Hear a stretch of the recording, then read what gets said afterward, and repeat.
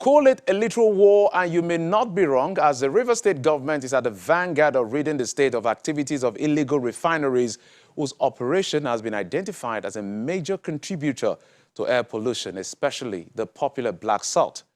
On this episode of the program, we'll highlight the effort of the state government and others in tackling economic sabotage so the people of Rivers State can have a breath of fresh air yet again. Thanks for joining us. I'm Jeffrey Uzongo.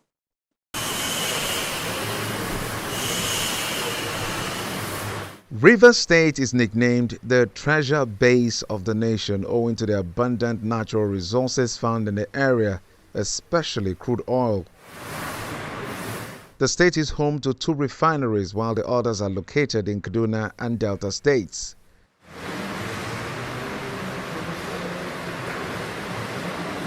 The refineries have a combined installed capacity of about 445,000 barrels per day, with a network of pipelines linking these refineries and depots strategically located throughout Nigeria.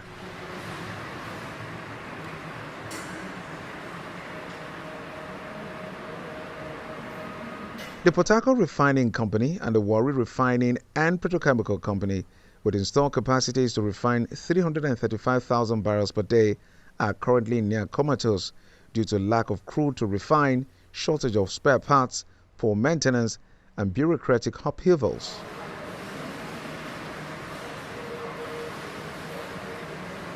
Both refineries have had a checkered history of irregular turnaround maintenance time, which has left these vital infrastructural facilities to deteriorate.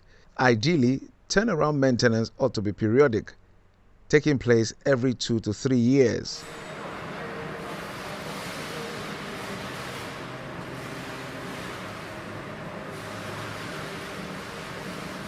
Nigeria is Africa's largest exporter of crude oil. Official record estimates it loses an average of 200,000 barrels per day of oil, more than 10% of its production, to those tapping or vandalizing pipelines. The theft and vandalism contributes to enormous pollution in the Niger Delta region. Despite crude oil being the country's mainstay since the 70s, the federal government's lack of maintenance and investment in these critical national assets has been responsible for the importation of petroleum products for domestic use for many years. In Nigeria's oil-producing regions, authorities are blaming illegal oil refiners for air pollution that causes respiratory problems. This has led to a crackdown on illegal refinery operators this month. We have identified over 112 sites, cooking sites. Majority of them, about 99% of them, are in one community called Obodo, which is a community close to OML 17 major line, Shell line, running from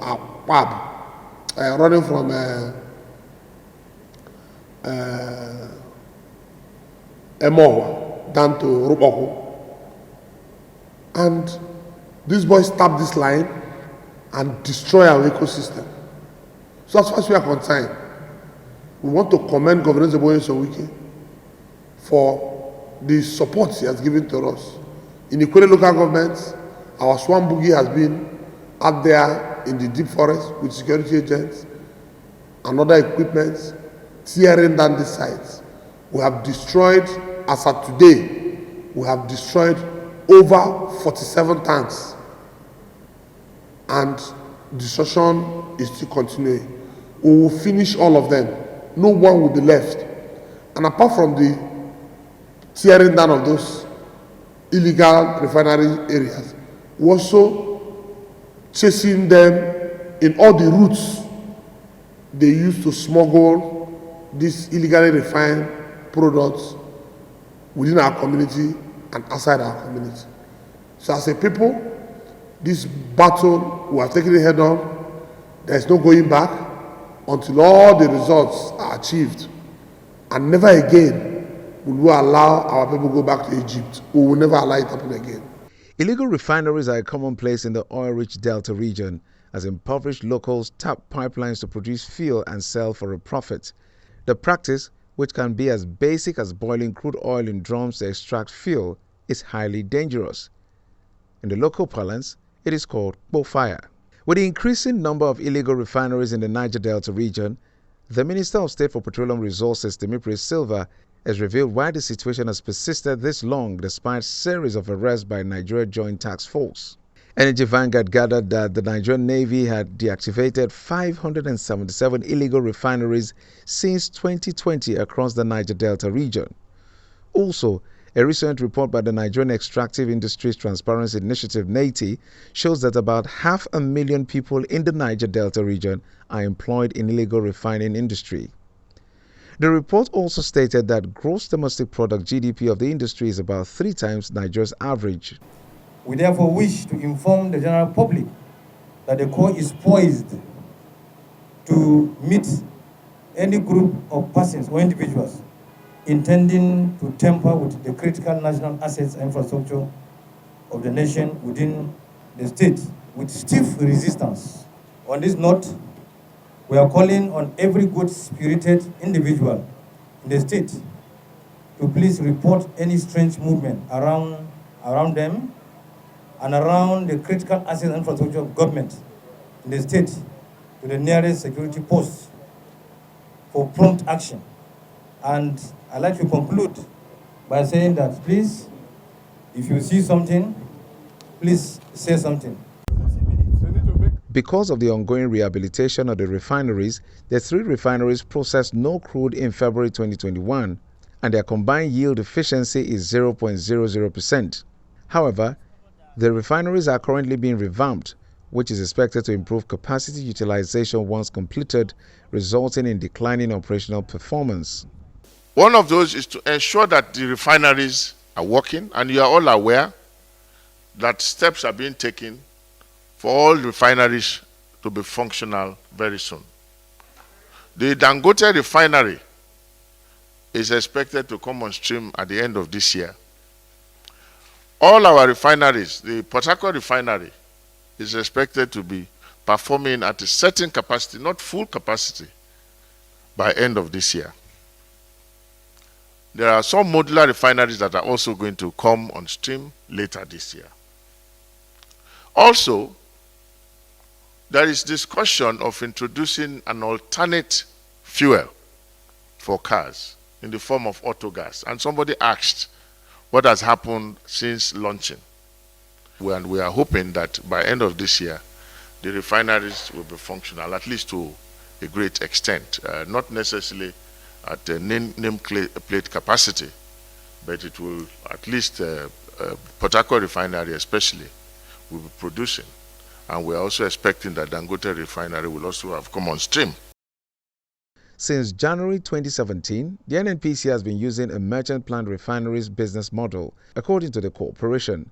The model it added took into account the product value and crude expenses, noting that aggregate value of output by the 3 refineries at import parity price for February 2021 was almost 0.10 billion naira. On the other very germane question about operations and maintenance, that has been a big problem for our refineries, as we all know. That was also exhaustively discussed in Council, and the agreement is that we are going to put a professional operations and maintenance company to maintain the refinery, to manage the refinery when it has been rehabilitated. In any case, it is actually one of the conditions precedent by the lenders, because the lenders said they can only give us the money if we have a professional operational and maintenance company, and that already is embedded in our discussions with the lenders, and we cannot go back on that. It added that because there was no output in February 2021, there was no related crude plus freight costs for the 3 refineries, but operational expenditure was 6.98 billion naira.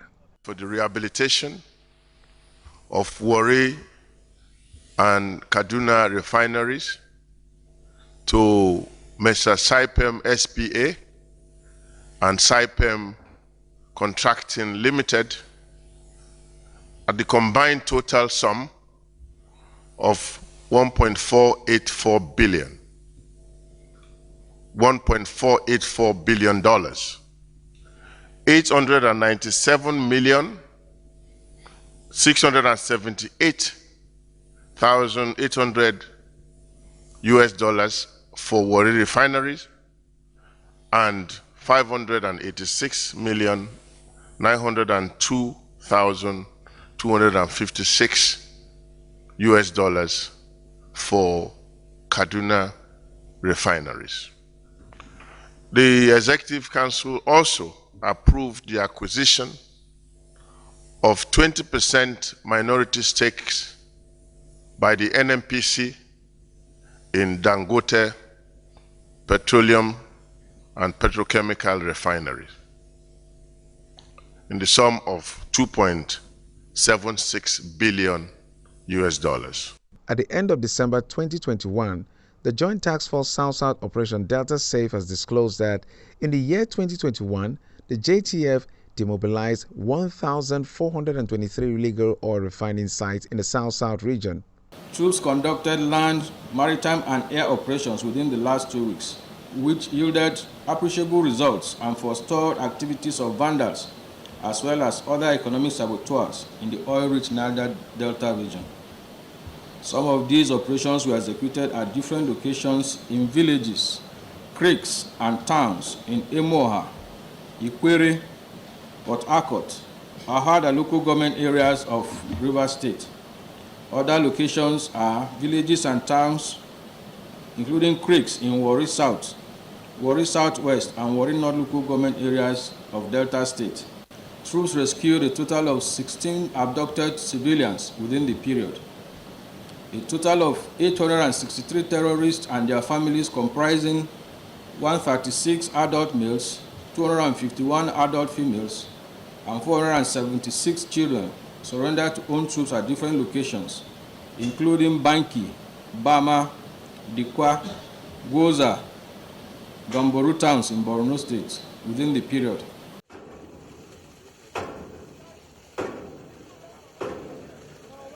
$4,929 storage facilities, 536 large wooden boats used in illegal refining process, amongst others. As you can see, we are gaining grounds, more grounds. We are dismantling more illegal refining sites. And the other simultaneous operations we are conducting, we've established riverine command posts and waterborne guard posts within the waterways. And the establishment of this post has provided deterrence by denial, in that it has denied freedom of action to the economic saboteurs by stopping them from moving the illegal products. And what is most pleasing, particularly today or during the conduct of this operation, is the level of synergy and cohesion between all participating agencies. You can see there's a lot of cohesion between the Navy, the local civil authorities, and of course other security agencies. And it is my belief that that is a key enabler towards the attainment of our collective objective of fighting economic saboteurs in Rivers State.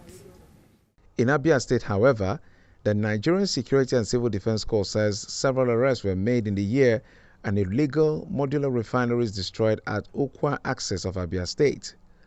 Troops of Operation Delta Safe have, in the last 2 weeks, uncovered and destroyed 39 illegal refining sites, 91 cooking ovens, 24 reservoirs, 17 large dugout pits, and 96 storage tanks.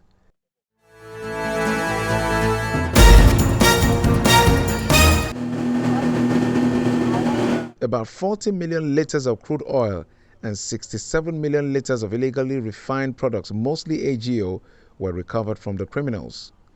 In the process of conducting these operations, 567 suspects were arrested in connection with various crimes. It is because the refineries have not worked despite the billions and trillions of naira that federal government has put into it.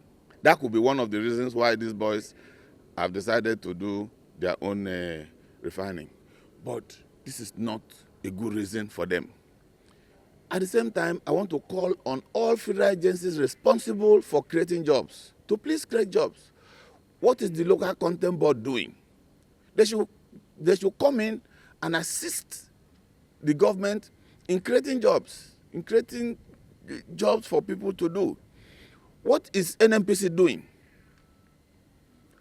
All the billions that have been budgeted over the years, what are they using it for? Why is the refinery not able to work? Why is somebody not bringing forensic audit for NNPC? Why is there no forensic audit for PPMC? Why are we not auditing these people? Okay, now you want to build modular refinery. Good idea. Will it be built after the federal government would have released money to the contractors? Will they build it?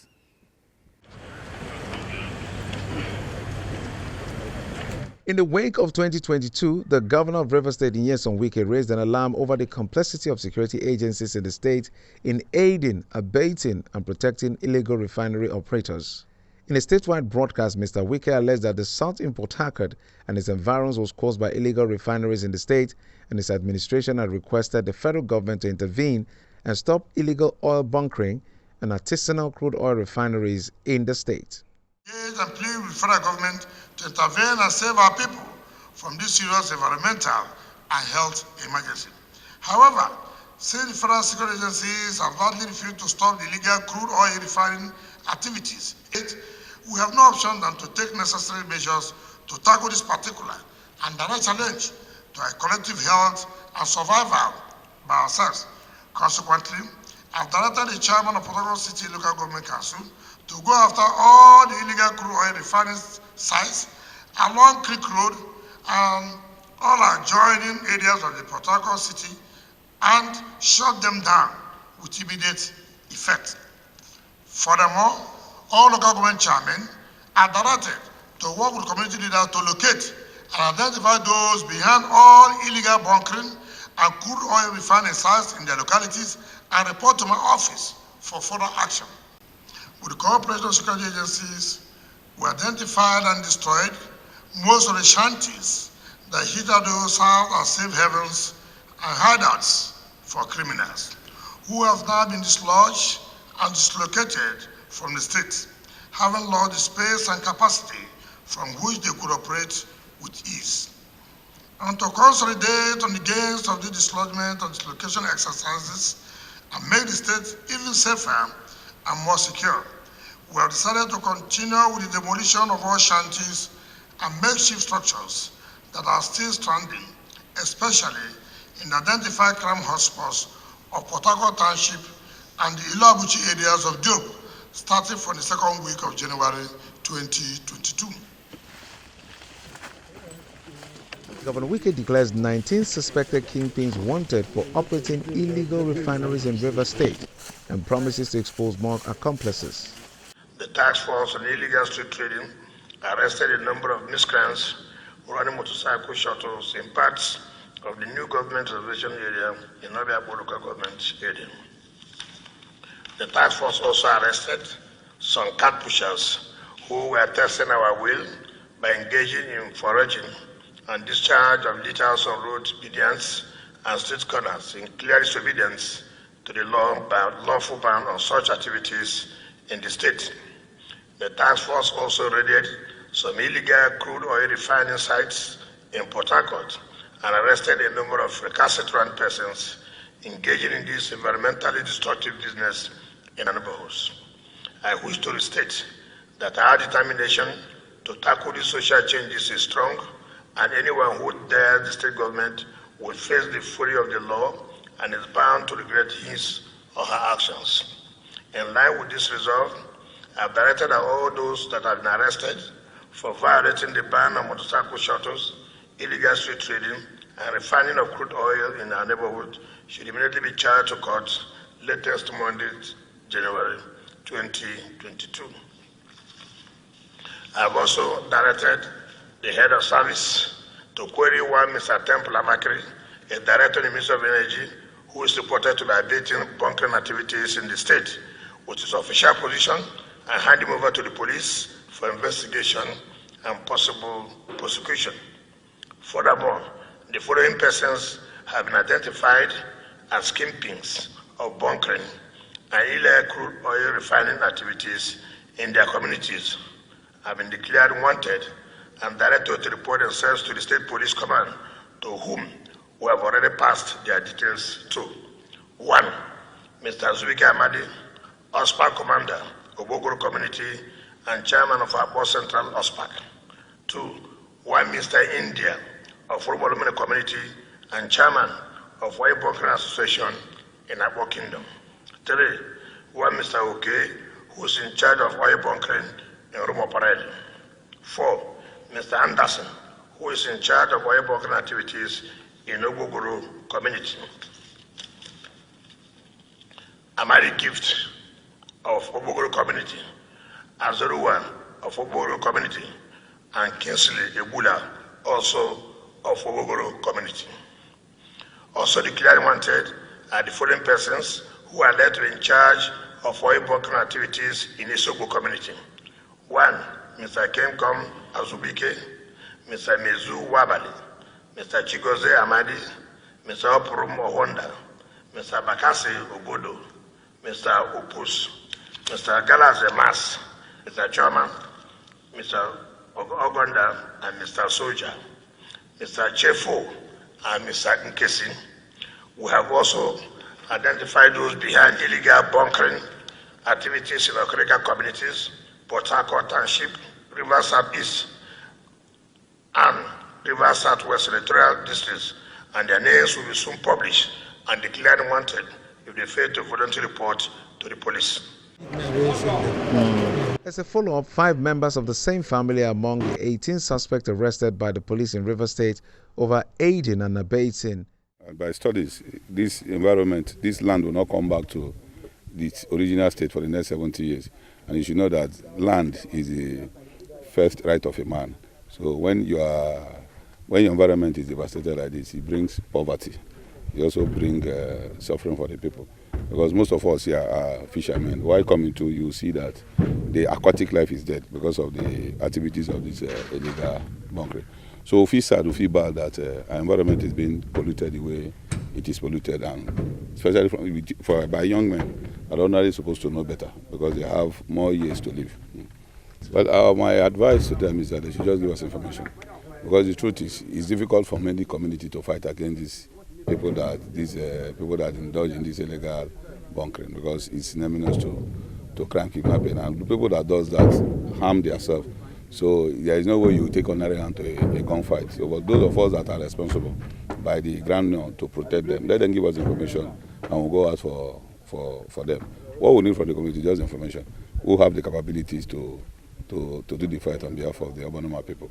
We will not like anybody to go in danger himself or herself unnecessarily.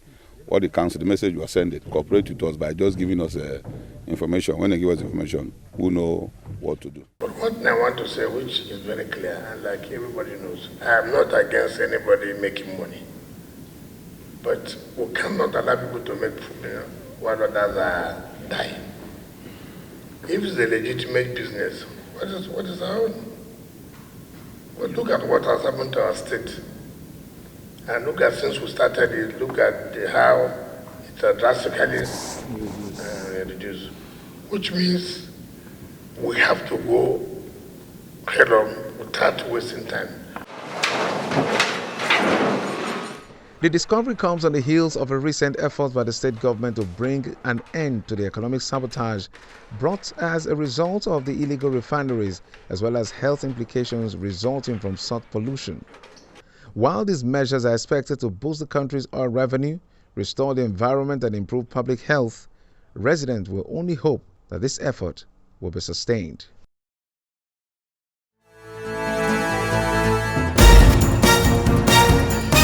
And that's it on this episode of the program. Thanks for your time and, of course, your usual company. I'm Jeffrey Uzong.